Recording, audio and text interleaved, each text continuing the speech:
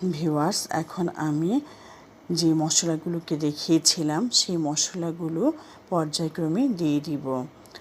আমি এখানে লবণ আমার প্রয়োজন মতো নিয়েছি, কারণ আমি সিদ্ধ করার সময় আপনারা হয়তো দেখেন নাই, ভিডিওটি আমার দেখানো সম্ভব হয়নি। তখন আমি 1.5 চা চামচ লবণ দিয়ে দিয়েছিলাম। তো আপনাদের সুবিধার্থে যখন আপনাদের টেস্ট করবেন তখন দেখবেন যে লবণটা স্বাদ মতো হয়েছে কিনা। এখন আমি 1 কাপ বেরেস্তা ভাজা দিয়ে দিলাম। বেরেস্তা দেওয়ার পর আমি ওই যে ধনিয়া পাতা, কাঁচামরিচ কেটে রেখেছিলাম, কাঁচামরিচ কুচি, আর তাতে সামান্য পুদিনা পাতাও আছে, সেগুলো মিলিয়ে দিয়ে দিলাম।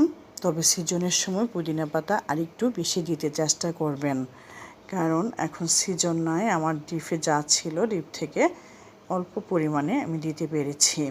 তারপর 2টা ডিম দিয়ে দিলাম। এখন আমি মাখতেছি। আপনারা সব সময় মিশ্রণ বা যে কোনো জিনিস হাত দিয়ে মেলাতে গেলে আগে হাত ধুয়ে নেবেন। আমি ভালো করে হাত ধুয়ে নিয়েছি। এই কাজটি গ্লাভস পরেও করা যায়, কিন্তু গ্লাভস পরে কাজ করলে আমার একটু আনইজি লাগে, সেজন্য আমি সরাসরি হাতেই মাখতেছি। আপনারা আপনাদের প্রয়োজন মতো গ্লাভস পরে নেবেন।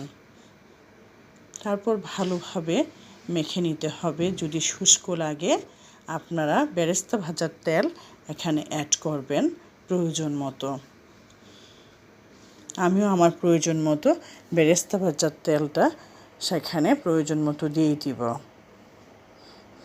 তারপর কাবাবের গায়টা খুব ভালোভাবে মেখে নিতে হবে। যখন একসাথে মিলে যাবে তারপর থেকে কাবাব তৈরি করতে হবে। আমার এখানে মাংস পরিমাণে বেশি হয়েছে, মুরগির মাংস বেশি করে নিয়েছি,